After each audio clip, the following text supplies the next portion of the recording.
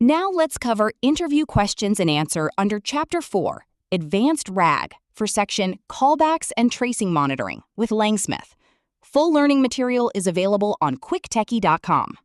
Question: हमारे production rag में गलत जवाब आ रहे हैं। बिना कोड बदले हम रिट्रीवर और प्रॉम्प्ट के इंटरनल स्टेप्स को लैंगस्मिथ से कैसे ट्रैक करेंगे? आंसर: लैंगस्मिथ का सबसे बड़ा फायदा ये है कि आपको अपने पूरे एप्लीकेशन में जगह जगह प्रिंट या कस्टम लॉजिक लगाने की बिल्कुल जरूरत नहीं पड़ती है। अगर आप गलत तरीके वाले कोड में देखें तो हर स्टेप के डेटा को खुद प्रिंट करना बहुत मुश्किल और अनप्रोफेशनल है।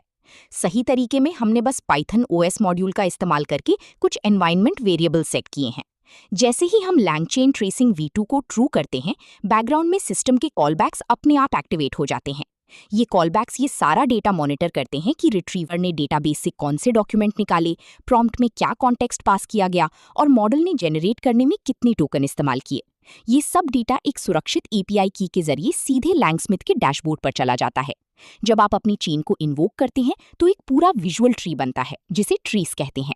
इस ट्रीज के हर एक नोड को देखकर आप तुरंत समझ सकते हैं कि क्या रिट्रीवर ने गलत कॉन्टेक्स्ट दिया था या फिर मॉडल ने खुद से गलत जवाब बना दिया। इससे प्रोडक्शन लेवल पर बग्स पकड़ना बहुत ही आसान हो जाता है और समय की भारी बचत होती है।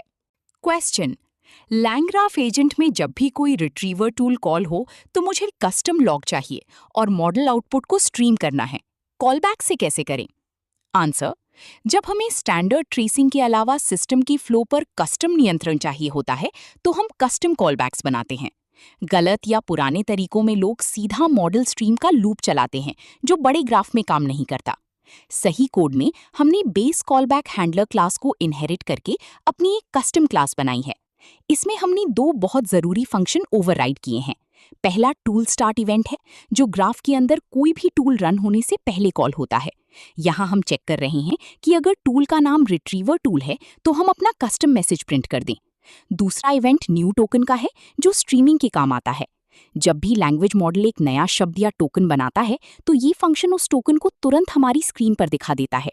सबसे अहम बात यह है कि इस कस्टम कॉलबैक क्लास का ऑब्जेक्ट बनाकर हमें उसे कॉन्फ़िग डिक्शनरी में पास करना होता है। जब हम ग्राफ को इन्वोक करते हैं तो ये कॉन्फ़िग ग्राफ की हर एक नोड और अंदरूनी चेन तक अपने आप पहुंच जाता है, जिससे पूरा सिस्टम एक साथ हमारी कॉलबैक्स को फॉलो करता है और रियल टाइम अपडेट्स देता है। क्वेश्चन: प्रोडक्शन से पहले रैग की एक्यूरेसी टेस्ट करनी है। लैंगस्मिथ के इवैल्यूएटर और मॉडल का उपयोग करके ये कैसे अचीव करेंगे? आंसर: एक बढ़िया सिस्टम बनाने के लिए उसे डिप्लॉय करने से पहले टेस्ट करना बहुत जरूरी है। लैंगस्मिथ हमें ऑफलाइन इवैल्यूएशन का बेहतरीन फीचर देता है। कोड के उदाहरण में हमने सबसे पहले लैंगस्मिथ का क्लाइंट बनाया है जो हमारी प्रोजेक्ट डेटा से जुड़ता है। उसके बाद हम इवैल्यूएशन कॉन्फ़िग बनाते हैं जहां हम डिफाइन करते हैं कि हमें क्या टेस्ट करना है। हमने यहाँ दो इवैल्यूएटर पास किए हैं। एक जनरल QA इवैल्यूएटर है जो देखता है कि जवाब सही है या नहीं, और दूसरा कॉन्टेक्स्ट QA है जो ये चेक करता है कि मॉडल ने जवाब रिट्रीवर के कॉन्टेक्स्ट से ही दिया है या खुद से बातें बना दी हैं। ये इवैल्यूएटर बैकग्राउंड में एक LLM का ही इस्तेमाल करते हैं जिसे हम जज कहते हैं। अंत में हम run on dataset function call करते हैं। इसमें हम अपना तैयार किया हुआ गोल्डन डेटासेट और अपनी रैग चेन पास कर देते हैं।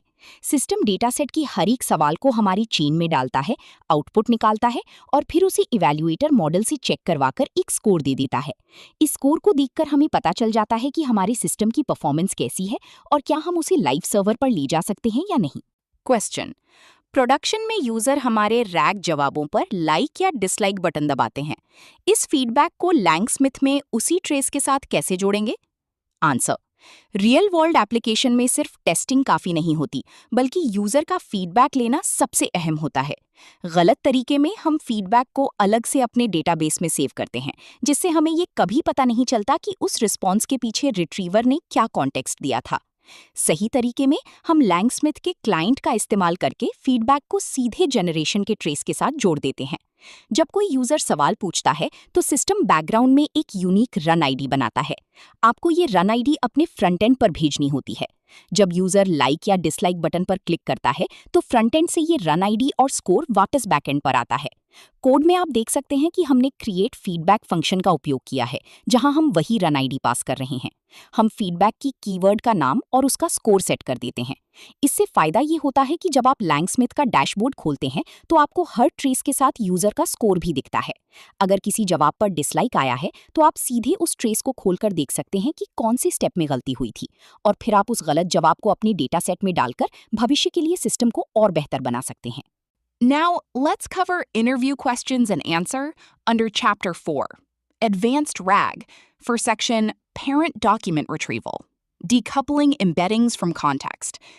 Full learning material is available on quicktechie.com.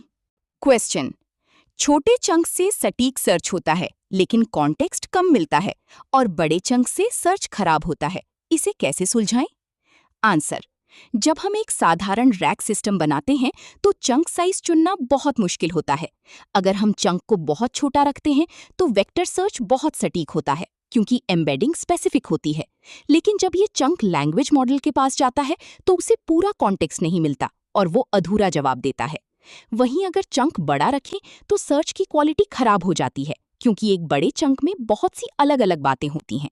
इस समस्या को सुलझाने के लिए पेरेंट डॉक्यूमेंट रिट्रीवर का उपयोग किया जाता है।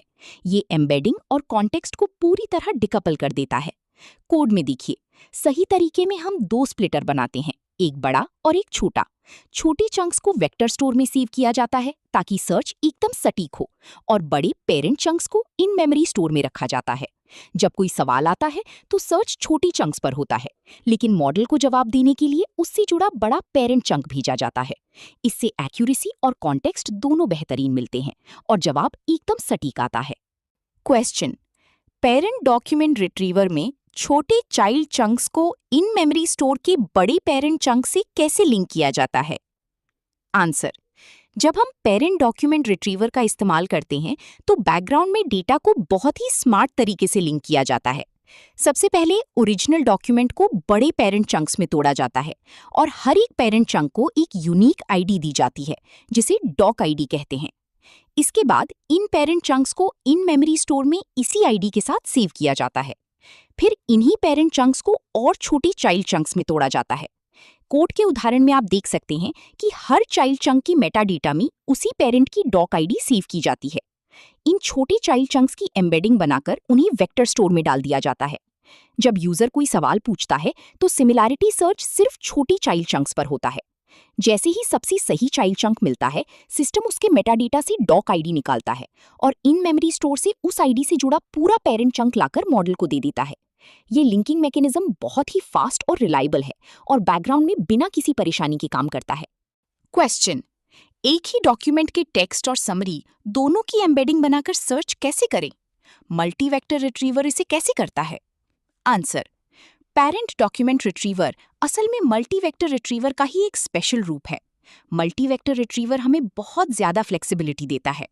कई बार बड़ी टेक्स्ट चंक में बहुत फालतू जानकारी होती है, जिससे उसकी एम्बेडिंग खराब हो जाती है। ऐसे में हम लैंग्वेज मॉडल का उपयोग करके उस बड़ी चंक की एक समरी बनाते हैं। समरी में सिर्फ जरूरी बातें होती हैं, इसलिए इसकी एम्बेडिंग बहुत डेंस और सटीक होती है। कोड में देखिए, सही तरीके में हम मल्टीवेक्टर रिट्रीवर बनाते हैं, जिसमें हम समरी वाले चंक्स को वेक्टर स्टोर में डालते हैं और ओरिजिनल बड़े डॉक्यूमेंट को बाइट स्टोर या इन मेमोरी स्टोर में रखते हैं। दोनों को एक ही डॉक आईडी से लिंक किया जाता है। जब कोई सर्च होता है तो वो समरी पर होता है, क्योंकि वो ज्यादा सटीक है, लेकिन फाइनल आउटपुट जनरेट करने के लिए मॉडल को पूरा ओरिजिनल टेक्स्ट भेजा जाता है। इससे सिमेंटिक सर्च में नॉइस कम हो जाता है और हमें बेहतरीन क्वालिटी का कॉन्टेक्स्ट मिलता है, जिससे मॉडल का जवाब भी शानदार और फैक्चुअल आता है। क्वेश्चन: अगर सवाल के शब्द डॉक्यूमेंट से ना मिलते हों तो हाइपोथेटिकल सवालों को एम्बेड करके मल्टीवेक्टर रिट्रीवर कैसे यूज करेंगे? ये एक बहुत ही एडवांस तकनीक है जो डीकपलिंग के कॉन्सेप्ट को एक कदम और आगे ले जाती है। कई बार यूजर का सवाल बहुत छोटा या अजीब होता है और उसके शब्द हमारे डेटाबेस के टेक्स्ट से बिल्कुल मैच नहीं करते। इस समस्या को दूर करने के लिए हम ओरिजिनल डॉक्यूमेंट चंक से कुछ हाइपोथेटिकल सवाल जनरेट करवाते हैं। हम सोचते हैं कि ये पैराग्राफ किन सवालों का जवाब दे सकता है। कोड के उदाहरण में देखिए, हमने हाइपोथेटिकल सवालों के डॉक्यूमेंट बनाए हैं और उनके मेटा डेटा में ओरिजिनल चंक की डॉक आईडी डाल दी है। अब हम इन सवालों को वेक्टर स्टोर में सेव करते हैं और ओरिजिनल टेक्स्ट को इन मेमोरी स्टोर में। जब यूजर अपना सवाल पूछता है तो उसका मैच सीधा इन हाइपोथेटिकल सवालों से होता है। सवालों का सवालों से मैच होना बहुत आसान और सटीक होता है। जैसे ही मैच मिलता है, सिस्टम डॉक आईडी की मदद से पूरा ओरिजिनल पैराग्राफ निकालकर मॉडल को दे देता है। ये तकनीक सर्च के इंटेंट को बहुत अच्छे से समझती है और रिट्रीवल को बहुत ही ज्यादा पावरफुल बना देती है। Now, let's cover interview questions and answer under Chapter 4, Advanced RAG, for section Self-Querying Retrievers, Translating Natural Language to Metadata Filters. Full learning material is available on quicktechie.com. Question: अगर मैं Nolan की 2010 के बाद की फिल्में खोजता हूं, तो नॉर्मल वेक्टर सर्च फेल क्यों होता है? इसे सेल्फ क्वेरिंग कैसे ठीक करता है? आंसर: जब हम नॉर्मल सिमिलैरिटी सर्च चलाते हैं तो वेक्टर स्टोर सिर्फ शब्दों के अर्थ मिलाता है। अगर हम साल 2010 या डायरेक्टर का नाम देते हैं तो वो उसे भी टेक्स्ट समझकर मैच करता है, जिससे गलत नतीजे आ सकते हैं। Self quarrying retriever large language model का उपयोग करके यूजर के सवाल को दो हिस्सों में बांट देता है, एक सिमेंटिक सर्च क्वेरी और एक स्ट्रक्चर्ड मेटाडेटा फिल्टर। हमारे कोड में गलत तरीका सीधे सिमिलैरिटी सर्च कर रहा है, जो नंबर और नाम को ठीक से फिल्टर नहीं कर सकता। सही तरीके में self quarrying retriever language model को ये बताता है कि हमारे पास कौन कौन से मेटाडेटा फील्ड्स उपलब्ध हैं। जब हम सवाल पास करते हैं तो मॉडल खुद समझ जाता है कि नोलन एक डायरेक्टर है और 2010 के बाद एक साल का फिल्टर है। इसके बाद वो वेक्टर डेटाबेस के हिसाब से सही फिल्टर बनाकर लगाता है। इससे हमें एकदम सटीक नतीजे मिलते हैं और फालतू डेटा से हमारा मॉडल कंफ्यूज नहीं होता। क्वेश्चन: सेल्फ क्वेरिंग रिट्रीवर को कैसे पता चलता है कि कौन से मेटाडेटा फील्ड्स उपलब्ध हैं? एट्रीब्यूट इन्फो का क्या रोल है? आंसर: किसी भी लार्ज लैंग्वेज मॉडल को जादू से नहीं पता चलता कि आपके डेटाबेस में क्या मेटाडेटा सेव है। हमें उसे स्पष्ट रूप से बताना पड़ता है कि हमारे पास कौन से फील्ड्स हैं और उनका डेटा टाइप क्या है। इसके लिए लैंगचेन में एट्रीब्यूट इन्फो क्लास का उपयोग किया जाता है। कोड के उदाहरण में हमने एक लिस्ट बनाई है जहां हर एक मेटाडेटा फील्ड का नाम, उसका डिस्क्रिप्शन और टाइप डिफाइन किया है। डिस्क्रिप्शन बहुत ही सटीक होना चाहिए क्योंकि लैंग्वेज मॉडल इसी डिस्क्रिप्शन को पढ़कर तय करता है कि यूजर के सवाल में से कौन सा शब्द किस फील्ड में मैप होगा। अगर टाइप इंटीजर है तो मॉडल ये समझ जाएगा कि उसे यहाँ ग्रेटर दैन या लेस दैन जैसी लॉजिकल ऑपरेटर्स लगाने हैं। जब हम इस एट्रीब्यूट इन्फो लिस्ट को रिट्रीवर में पास करते हैं तो मॉडल यूजर की बातों को स्ट्रक्चर्ड फिल्टर में ट्रांसलेट कर पाता है। इसके बिना सेल्फ क्वेरिंग बिल्कुल काम नहीं कर सकती। ये डेटा गवर्नेंस और सटीक सर्चिंग का सबसे महत्वपूर्ण हिस्सा है। क्वेश्चन: क्या सेल्फ क्वेरिंग सभी डेटाबेस पर काम करता है? मॉडल के आउटपुट को डेटाबेस की भाषा में ट्रांसलेट कैसे किया जाता है? आंसर: हर वेक्टर डेटाबेस का मेटाडेटा फिल्टर लगाने का सिंटैक्स अलग होता है। जैसे क्रोमाडीबी का सिंटैक्स पाइनकोन या वीवी8 से बिल्कुल अलग है। लैंग्वेज मॉडल खुद एक जेनेरिक स्ट्रक्चर्ड क्वेरी जनरेट करता है। इस जेनेरिक क्वेरी को आपके डेटाबेस की भाषा में बदलने के लिए हमें ट्रांसलेटर की जरूरत पड़ती है। लैंगचेन कई सारे पॉपुलर वेक्टर स्टोर्स के लिए बिल्ट इन ट्रांसलेटर्स देता है। सही कोड वाले हिस्से में हमने क्रोमा ट्रांसलेटर को इंपोर्ट किया है और उसे सेल्फ क्वेरिंग रिट्रीवर के सेटअप में पास किया है। जब लैंग्वेज मॉडल अपना आउटपुट देता है तो ये ट्रांसलेटर उस आउटपुट को पकड़कर क्रोमाडीबी के नेटिव फिल्टर फॉर्मेट में बदल देता है। अगर आप कोई ऐसा कस्टम या नया डेटाबेस इस्तेमाल कर रही हैं जिसका सपोर्ट लैंगचेन में नहीं है, तो आप अपना खुद का कस्टम ट्रांसलेटर भी लिख सकते हैं। ये मॉड्यूलर आर्किटेक्चर लैंगचेन को बहुत पावरफुल बनाता है, जिससे आप आसानी से अपना डेटाबेस बदल सकती हैं बिना पूरा लॉजिक दोबारा लिखे। क्वेश्चन: अगर यूजर कहे मुझे टॉप 3 फिल्में दिखाओ, तो सेल्फ क्वेरिंग इसे कैसे हैंडल करेगा? क्या लिमिट सेट करना मुमकिन है? आंसर: जब यूजर सीधे अपने सवाल में नतीजों की संख्या मांगता है तो नॉर्मल रिट्रीवर इसे नहीं समझ पाता, क्योंकि वहां के पैरामीटर को कोड में हार्ड कोड करना पड़ता है। लेकिन सेल्फ क्वेरिंग रिट्रीवर इस काम को बहुत आसानी से डायनामिक तरीके से हैंडल कर सकता है। कोड के उदाहरण में देखिए, हमने रिट्रीवर को इनिशियलाइज करते समय इनेबल लिमिट को ट्रू पर सेट किया है। जब ये फीचर ऑन होता है तो लैंग्वेज मॉडल यूजर के सवाल को पढ़कर समझ जाता है कि उसे सिर्फ 3 नतीजे ही चाहिए।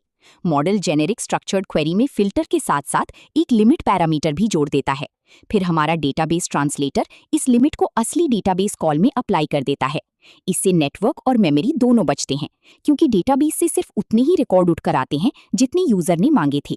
ये फीचर आपके एप्लीकेशन को बहुत ज्यादा स्मार्ट और यूजर फ्रेंडली बनाता है, क्योंकि यूजर को लगता है कि सिस्टम उसकी बात बिल्कुल इंसानों की तरह समझ रहा है।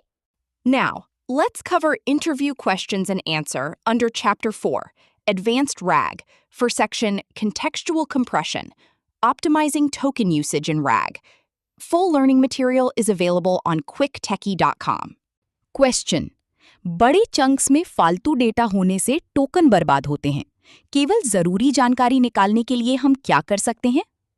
आंसर: जब रिट्रीवर डेटाबेस से बड़े चंक्स वापस लाता है तो उसमें कई बार सवाल से न जुड़ी हुई बातें भी होती हैं। इससे न केवल टोकन की बर्बादी होती है, बल्कि मॉडल कंफ्यूज होकर गलत जवाब भी दे सकता है। इस समस्या को सुलझाने के लिए हम कॉन्टेक्सचुअल कंप्रेशन का उपयोग करते हैं। सही कोड के उदाहरण में हमने लैंगचेन के LLM चेन एक्सट्रैक्टर का उपयोग किया है, जो एक बेस रिट्रीवर के ऊपर एक परत की तरह काम करता है। जब यूजर कोई सवाल पूछता है तो सबसे पहले बेस रिट्रीवर सारे चंक्स लाता है। फिर ये एक्सट्रैक्टर उन चंक्स को LLM की मदद से पढ़ता है और केवल वही वाक्य या पैराग्राफ छांटकर निकालता है जो यूजर के सवाल का सीधा जवाब देते हों। बाकी का सारा फालतू टेक्स्ट वहीं हटा दिया जाता है। इस तरह हमारी मेन LLM के पास जनरेशन के लिए एकदम साफ और सटीक कॉन्टेक्स्ट जाता है। इससे आउटपुट की क्वालिटी बहुत शानदार हो जाती है और टोकन का इस्तेमाल कम होने से API का खर्च भी बचता है। क्वेश्चन: LLM एक्सट्रैक्टर बहुत धीमा है क्योंकि वो हर चंक पर कॉल करता है। इसे फास्ट और सस्ता बनाने का क्या तरीका है? आंसर: LLM चेन एक्सट्रैक्टर भले ही सटीक हो, लेकिन प्रोडक्शन में ये बहुत धीमा और महंगा साबित होता है, क्योंकि ये हर एक चंक को फिल्टर करने के लिए अलग से LLM API कॉल करता है। इसे फास्ट करने के लिए हम कोहियर रीरैंक जैसी डेडिकेटेड कंप्रेसर मॉडल का उपयोग कर सकते हैं। सही कोड में हमने कोहियर रीरैंक क्लास को इनिशियलाइज किया है और उसे टॉप एंड 3 सेट किया है। फिर हमने इसे कॉन्टेक्सचुअल कंप्रेशन रिट्रीवर में 20 कंप्रेसर की तरह पास कर दिया है। जब सवाल पूछा जाता है तो 20 रिट्रीवर बहुत सारी चंक्स ले आता है। इसके बाद ये री-रैंकर उन चंक्स को सवाल के आधार पर अपनी क्रॉस एनकोडर तकनीक से स्कोर करता है और केवल सबसे ज्यादा सटीक 3 चंक्स को ही आगे भेजता है। ये प्रक्रिया LLM जनरेशन से बहुत तेज होती है और कॉन्टेक्स्ट विंडो में जाने वाली फालतू चंक्स को हटा देती है। इससे हमारा सिस्टम काफी स्केलेबल हो जाता है और यूजर को बिना किसी देरी के तुरंत सही जवाब मिल जाता है।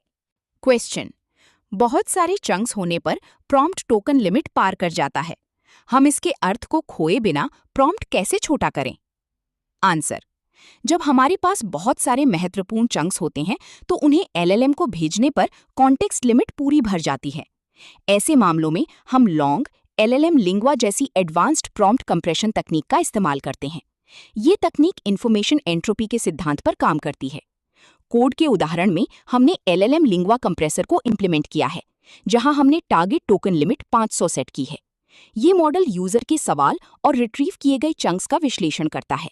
जो शब्द या टोकन बहुत आम हैं और आसानी से प्रिडिक्ट किए जा सकते हैं, उन्हें ये हटा देता है।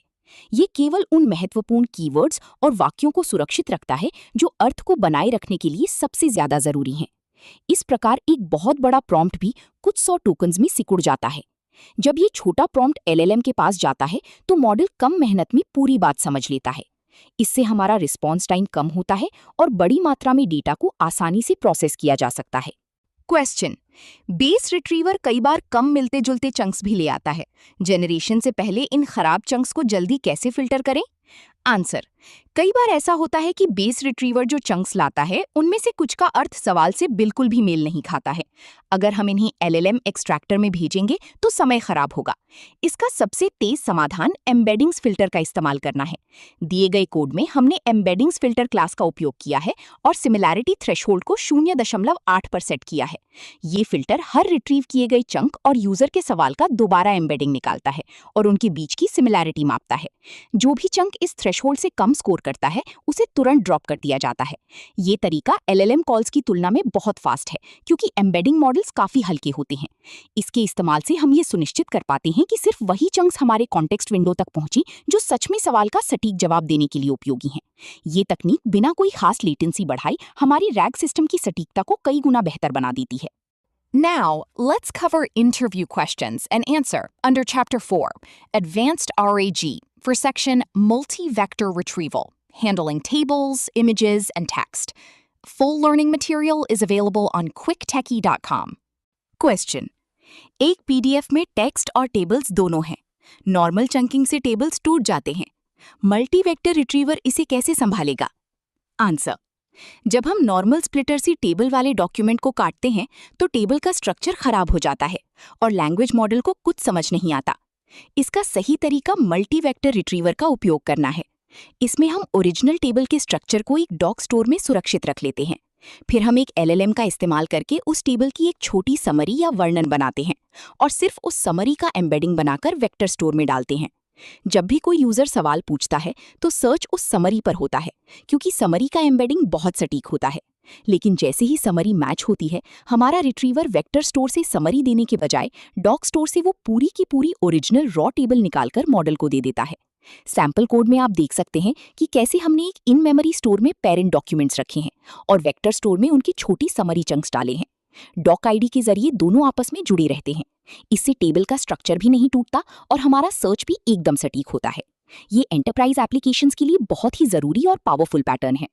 क्वेश्चन: हमारे डेटाबेस में कुछ इमेजेस और चार्ट्स हैं। मल्टी मॉडल RAG का उपयोग करके हम इमेजेस पर सर्च कैसे लागू कर सकते हैं? आंसर: इमेजेस और चार्ट्स को सीधे टेक्स्ट वेक्टर स्टोर में खोजना नामुमकिन है, क्योंकि उनमें कोई टेक्स्ट नहीं होता। इसके लिए हम मल्टी मॉडल RAG का इस्तेमाल करते हैं। सबसे पहले हम एक मल्टी मॉडल LLM को वो इमेज देते हैं और उससे उस इमेज का एक विस्तृत टेक्स्ट डिस्क्रिप्शन या समरी लिखवाते हैं। इस टेक्स्ट समरी का एम्बेडिंग बनाकर हम इसे क्रोमा जैसे वेक्टर स्टोर में सेव कर देते हैं। साथ ही ओरिजिनल इमेज को एक बाइट स्टोर में सुरक्षित रख देते हैं। गलत तरीके में लोग इमेज को इग्नोर कर देते हैं या सिर्फ OCR का उपयोग करते हैं, जो काफी नहीं है। लेकिन सही कोड में देखिए, जब यूजर कोई सवाल पूछता है तो वो सवाल इमेज की टेक्स्ट समरी से मैच होता है। मैच होने पर मल्टी वेक्टर रिट्रीवर उस बाइट स्टोर से सीधे रॉ इमेज निकालता है और उसे फाइनल मल्टी मॉडल LLM को दे देता है। इससे मॉडल पूरी इमेज देखकर एक सटीक और शानदार जवाब बना पाता है। ये तरीका चार्ट्स, डायग्राम्स और स्कैन किए हुए डॉक्यूमेंट्स को प्रोसेस करने के लिए सबसे बेहतरीन है और आज की मॉडर्न सिस्टम्स में बहुत काम आता है। क्वेश्चन: अगर छोटे चंक से सर्च करें तो कॉन्टेक्स्ट खो जाता है। मल्टी वेक्टर रिट्रीवर से बड़े पेरेंट डॉक्यूमेंट कैसे लाएं? आंसर: ये RAG सिस्टम्स की सबसे आम और जटिल समस्या है। छोटे चंक स्पेसिफिक सवालों के लिए अच्छे हैं, पर उनमें पूरी जानकारी नहीं होती, और अगर बड़े चंक्स बनाएं तो सर्च की क्वालिटी गिर जाती है। इस ट्रेड ऑफ को खत्म करने के लिए हम मल्टी वेक्टर रिट्रीवर का उपयोग करते हैं। कोड में हम ओरिजिनल बड़े डॉक्यूमेंट को पहले एक पेरेंट स्प्लिटर से बड़े हिस्सों में काटते हैं और इन्हीं इन मेमोरी बाइट स्टोर में रख देते हैं। इसके बाद हम इन्हीं बड़े हिस्सों को चाइल्ड स्प्लिटर से और छोटे टुकड़ों में काटते हैं। इन छोटे चाइल्ड चंक्स को हम वेक्टर स्टोर में डाल देते हैं। दोनों को एक यूनिक डॉक आईडी से आपस में जोड़ दिया जाता है। जब सर्च होता है तो एम्बेडिंग मॉडल छोटी चंक्स पर बड़ी तेजी से सटीक मैच ढूंढता है, लेकिन रिट्रीवर उस छोटे चंक को वापस करने की बजाय उस आईडी का उपयोग करके बाइट स्टोर से पूरा बड़ा पेरेंट डॉक्यूमेंट निकालकर LLM को दे देता है। इससे हमारी सर्च की सटीकता भी बनी रहती है और मॉडल को पूरा विस्तृत कॉन्टेक्स्ट भी मिल जाता है। इस अप्रोच से सिस्टम या हैल्यूसिनेशन की संभावना भी बहुत कम हो जाती है। क्वेश्चन: मल्टी वेक्टर रिट्रीवर के साथ इमेजेस के लिए इन मेमोरी स्टोर की जगह इन मेमोरी बाइट स्टोर का उपयोग करना क्यों बेहतर है? आंसर: जब हम सिर्फ टेक्स्ट के साथ काम करते हैं तो नॉर्मल इन मेमोरी स्टोर ठीक काम करता है, क्योंकि वो सिर्फ पाइथन के ऑब्जेक्ट्स या स्ट्रिंग्स को स्टोर करता है। लेकिन जब हमारी RAG पाइपलाइन में टेबल्स, इमेजेस या PDF के रॉ फाइल्स जैसे कॉम्प्लेक्स डेटा आते हैं तो उन्हें स्ट्रिंग के रूप में रखना बिल्कुल सही नहीं होता। In memory byte store data को सीधे बाइट्स के फॉर्म में सेव करता है। सही कोड में आप देख सकते हैं कि मल्टी वेक्टर रिट्रीवर को इनिशियलाइज करते समय हमने बाइट स्टोर का इस्तेमाल किया है। इससे हम किसी भी तरह का बाइनरी डेटा, चाहे वो इमेज हो या कोई कॉम्प्लेक्स फाइल, बहुत आसानी से स्टोर कर सकते हैं। ये मेमोरी को भी बहुत अच्छे से मैनेज करता है, क्योंकि बाइट्स को प्रोसेस करना फास्ट होता है। जब भी एम्बेडिंग मैच होती है, रिट्रीवर सीधे ये बाइट्स निकालकर हमारे सिस्टम को दे देता है, जिससे हम इमेज या टेबल को बिना डिकोड किए सीधे मल्टीमोडल LLM तक पहुंचा सकते हैं। प्रोडक्शन लेवल की RAG सिस्टम्स में मल्टीमोडल डेटा को कुशलता से संभालने के लिए ये सबसे बेहतरीन आर्किटेक्चर है।